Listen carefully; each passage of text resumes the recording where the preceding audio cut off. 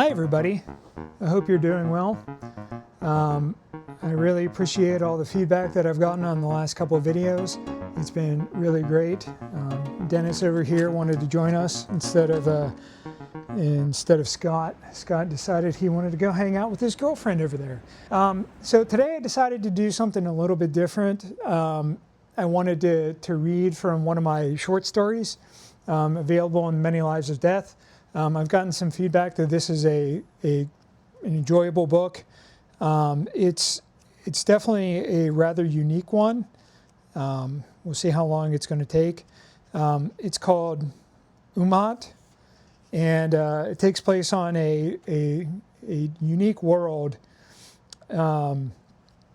where, well, we'll just go ahead and read through it, and we can go from there and see if you enjoy it. Umhat. Umhat felt the shockwave, the second, and then the earth trembled. He turned to his crew. They were loaded in the bike's cargo hold. They were ready. Umhat nodded and began to pedal. He raced. Getting there first was critical for the success of the colony. Getting there first, but making sure there was enough for the others was critical. The bike's winding boosted his powers, allowing him to ride faster. His custom-designed suspension allowed them to glide over the shattered remains of the great stone trees. The wake of the great ones was always treacherous. Umhat could smell their prize before he could see it. He heard whoops behind him. Umhat glanced over his shoulders and smiled at the bugs behind them. Umhat whooped and upped his tempo. The more time he had before the bugs got there, the better off both groups would be.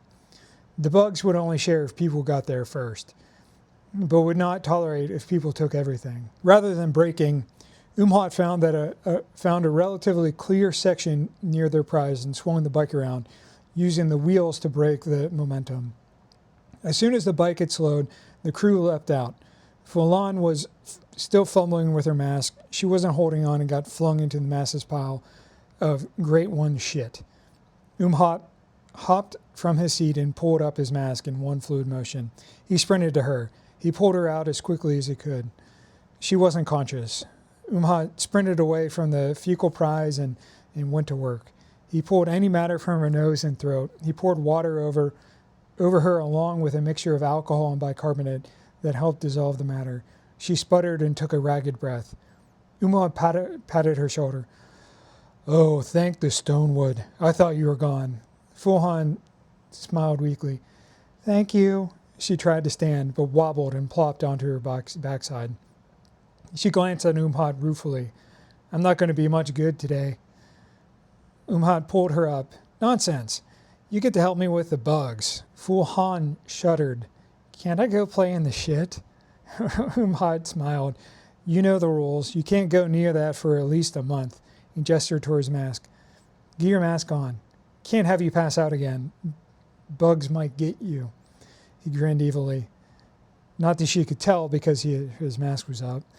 Fulan blanched. She quickly pulled up her mask. Umhat returned to the crew. They were hard at work. They'd set up a perimeter around the section they wanted to gather. The bug portion was necessarily larger. Fortunately, this was a massive find. There would be more than enough for everyone. Umhat heard another crew arrive behind him as he was walking past, while Fulan gave her crew an apologetic wave. Umhat reached the demarcation point as the largest bug stood on its hind legs. It was easily twice the height of Umhat. Umhat bowed. "My lord Jundar." Umhat had no need to say the words. It was mostly for Fulan. The bug, Jundar, was as difficult to read as ever. The exoskeleton doesn't allow freedom of expression like a face does, though the bugs only thought faces were good for eating. Jundar's antenna did twitch in greeting. One pointed towards Fulan. Both humans felt the impression of intent. "Who is the interloper?" "Oh," she nearly overindulged. "Humor." "You show great restraint." Surprised. "Instead of taking equal portions, you leave even more for us." Magnanimous. "We will continue to honor our treaty." Suspicion, though we expect betrayal at any moment. Umhat smiled, though Jundar couldn't understand. Thank you for your continued enforcement of the treaty. We have made great effort to make up for past failings. We will continue to strive to avoid future hostilities. Jundar lowered both antennas. You humans have come far. We are not a trusting species. Caution. The Great Ones are uneasy. Be wary. Good hunting. Jundar turned and the other bugs went to work. They adhered exactly to the perimeter. The human worked their portions more slowly. Umhat took one cargo bin back. The ride was long and challenging. Even though the village tried to keep up with the Great Ones, it was often impossible. They simply walked too fast. Umhat had just returned from a trip to the village when another rider hailed him. Umhat, the elders are summoning you, the young woman said. Umhat wiped his brow. Seriously, why didn't they just ask me to stay in the village? She shrugged. Must have just missed you. Leave your bike with Full-On and me. You'll take mine. You need a ride to the village O'Leary. Umhat paused and gave her a look. Why O'Leary? I've been doing runs to village Gomez. Is that why we've missed each other? She shook her head. O'Leary is closest to the incident. Something's going on with the Great Ones. Good luck, sir, and great work here. She gave him a winning smile and blinked rapidly. Umhat sighed. Yeah, thanks. What's your name? She looked startled. He continued, so I can explain who sent me? She looked crestfallen. My name is Tuin. He smiled. Thanks, Tuin. Good luck with the next load of shit. He adjusted the seat of her bike and took off. He checked the water and food in his pack as he was riding. Fuck, he breathed, just barely enough to make it there. Without his enhancements, the ride was going rough. O'Leary was on the other side of the Great Ones, literally. Gomez was southerly, while O'Leary was northernly of the Great Track. The Junese River was between the two villages. Junar's people lived along the river. As far as Umhat knew, Junar had been alive since humans settled the planet. Junar claimed to be ageless. It was nearing dusk when Umhat reached the Junese River. Umhat fell off his bike. He had bonked. He gasped for air and held his head. After a few minutes of rest, he felt a little less bottomed out so he could reach for a bottle of water. He fell over. Admitting defeat, he crawled the rest of the way to get the water. He drank greedily. He sputtered, then coughed. Hydrated, Umhat sat. He was lightheaded still, so he rocked as he stared at the river. There was no way he could cross this tonight. Not feeling like this, and not with a low light. Umhat glanced about. There wasn't much cover here. The Great Ones had already been through. They were moving quicker than normal. Umhat pulled some dried potatoes from his bag. He chewed on those while staring at the river. As he chewed, the river sound grew louder and louder. It sounded like thrumming wings. Umhat shook himself from his exhaustion and looked up. One of the bugs. Jundar's people. It was rare to see one of the flyers, which was good for the humans. Flyers could get the Great One's leavings before any human could hope to. Umhat dragged himself to his feet as the flyer landed. He bowed. He needed to steady himself as he stood. His vision narrowed from the effort. It was then Umhat heard Jundar's voice. You look tired and weaker than normal. Concern. Did your effort to get here exhaust you? Umhat nodded. Yes, it did, sir. Umhat drew a hand down his face. Maybe it was exhaustion or maybe it was familiarity, but he asked the boldest question of his life. Why do you sound like Jundar? You don't look anything like the Jundar I met this morning. You humans are still very ignorant of this world. We, the bug made a very human gesture and raised an arm up and down its body. We are a hive mind. Jundar is a faction of the mind that interacts with you specifically. Did you really think that that was the same body every time? Umhat thought back to the last few times they'd met. You know, there were some pretty significant differences, like missing legs, that I just ignored. Sorry. Pleasure. No offense given. I'm glad you saw the Jundar of each body rather than the body each time. Curiosity. Since you humans are not a hive mind, why did they bring you here? Umhat absently took a bite of his potato. I was summoned to O'Leary. Umhat gestured towards the village. I'm one of our fastest riders, and I've been around the Great Ones a good deal. They wanted to be investigate an incident. Excellent. I am pleased to deal with you. Deal with me? Confusion crossed Umhat's face. Oh yes, we requested a human to view the incidents with us. I recommended you. Umhat felt the air move about them, then the thrum of more wings. He looked up. More flyers. Assertive. We are trusting you. You must trust us. We will take you to O'Leary, as you call the tree. We call vital blackness. Umhat swallowed. You're going to carry me there? Yes. Umhat took a deep breath and looked at the black line of the river next to him. Okay. As soon as he consented, Jundar rushed forward and grabbed him. He launched into the air and flew quickly, much quicker than Umhat had ever ridden his bike. He could barely catch his breath. As Umhat adjusted, he was able to take in the flight. It was riveting to be moving like this. Now he understood the gliders. They moved from village to village, lifted on the thermals. They had a mission to try to regain communication with the ship. Umhat saw that one of the bugs had taken his bike for him. At first he was a bit concerned, but noted the care the bug handled it with. Umhat smiled.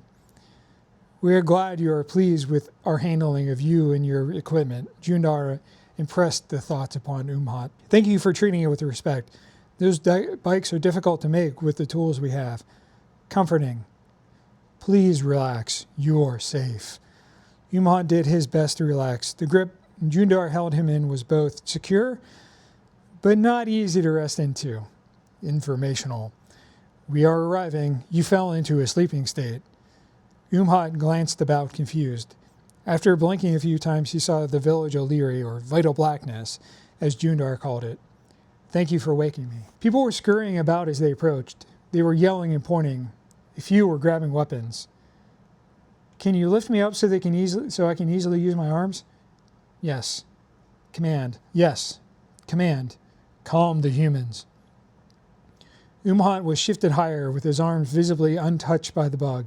He waved his arms, indicating to point the weapons down. This would be much easier if you could talk without vocalizing, Jundar said. Jundar sat down well out of the range of the humans. Another bug returned Umhat's bike. He quickly mounted the bike and sprinted towards the village. Stand down, he cried. They were helping. The people milled about. Eventually, a young woman stepped forward. Who is that? Umhat slowed as he approached. This is Umhat Gomez. I was summoned by the village. Jundar decided to help me get here. The woman raised an eyebrow to mouth. Jundar helped? She shook her head. Come this way and bring one of the bugs. The rest will come no closer than the glider landing pad. Is that clear? Umhat nodded. He turned his bike and sent an impression to Jundar.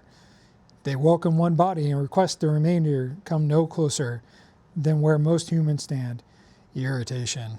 Your people are most irrational. I will come. The bug that had carried Umhat leapt next to Umhat in a blink of an eye. The people on the glider pad cried out, but made no threatening moves. Umhat pedaled his way through the crowd. Jundar easily kept pace. The young woman had to jog to keep up. She directed Umhat to the village longhouse. The longhouse was one of the few buildings constructed out of stonewood trees. They had decided to cut the pieces into similar-sized blocks, which resulted in a sort of log cabin and large block aesthetic, unique to longhouses in most villages. Umhat was directed in and Jundar followed. There was another bug in the longhouse along with a number of elders from more than a few villages, including a few of the interior villages. One of the elders chuckled. You were right. How did you know? As Umhat, after this is dealt with, replied the bug in the longhouse. Elder Gomez spoke then. Thank you for coming, Umhat.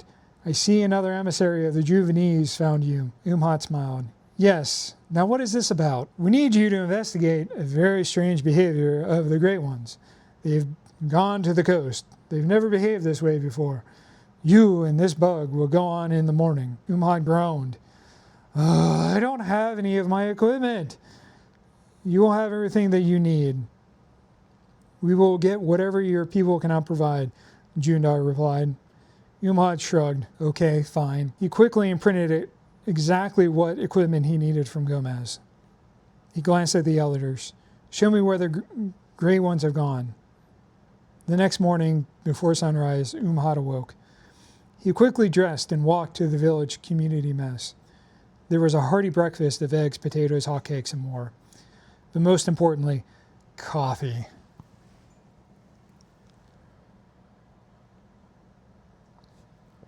And today I'm drinking Proud Mary's As Sweet As. It's a Mexican roast. It's really delicious. As he exited, Jundar joined him. Your equipment is on the grinder pad. Let us go. Umhat bowed.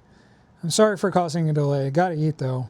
Umhat expected his equipment. It was all there. His favorite hatches, bow, and machete. His bike was in perfect condition. This wasn't the bike he had gotten yesterday, or his cargo bike. This was his proper adventure bikes.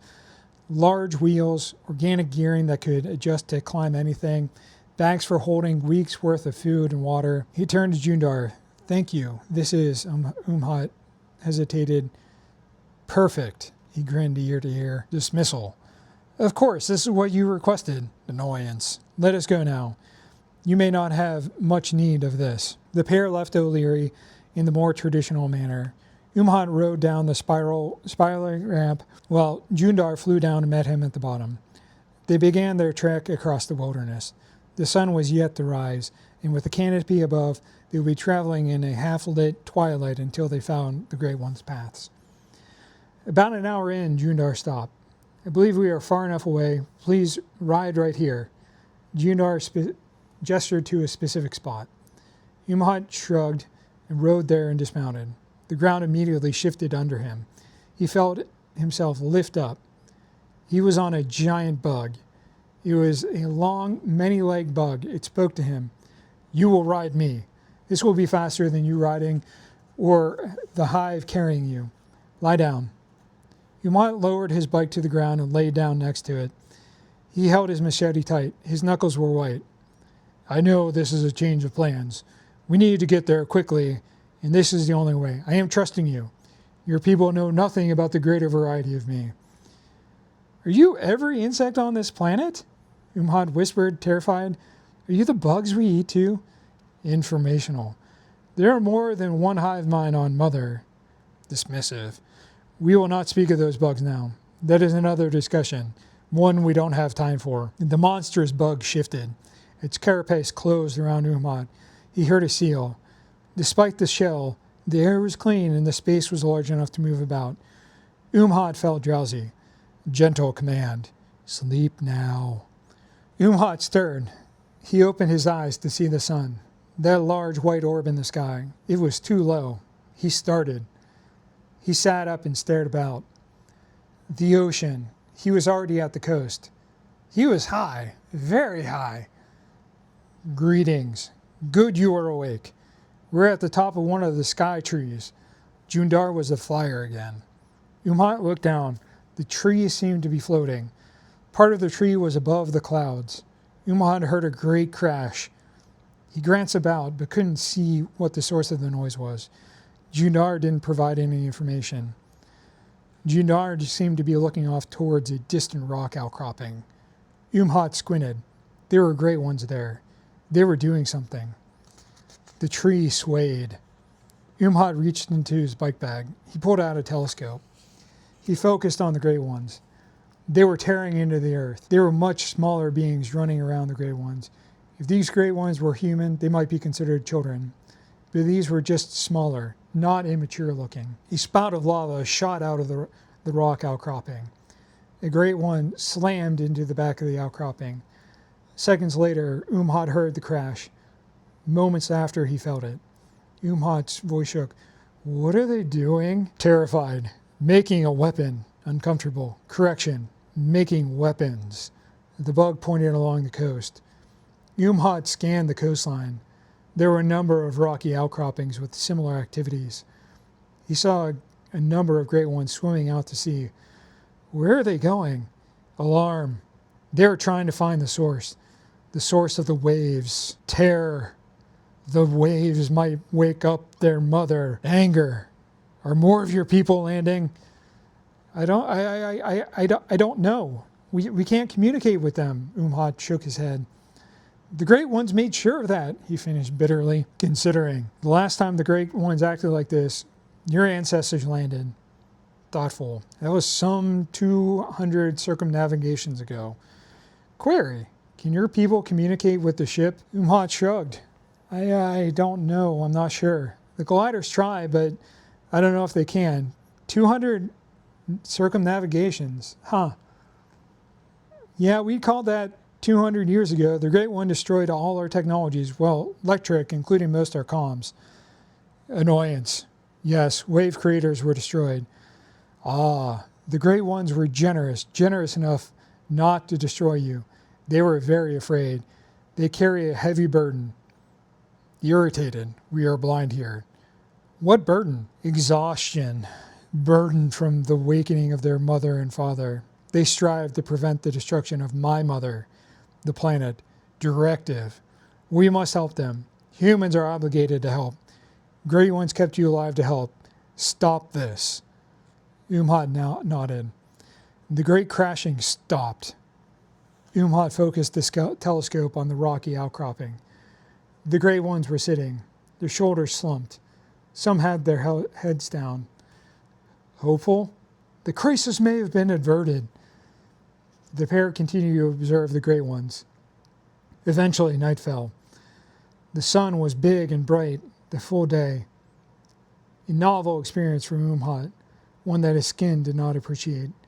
Despite precautions, his face felt hot and stretched. He leaned back, staring into the sky, counting stars, one of his favorite hobbies. He looked for the blinking of the ship. This time of year, it would be nearly overhead. It was the bicentennial of the first landing.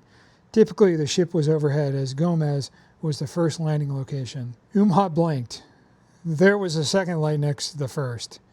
This light was much larger than the first. Did another ship arrive? Are more colonists going to land?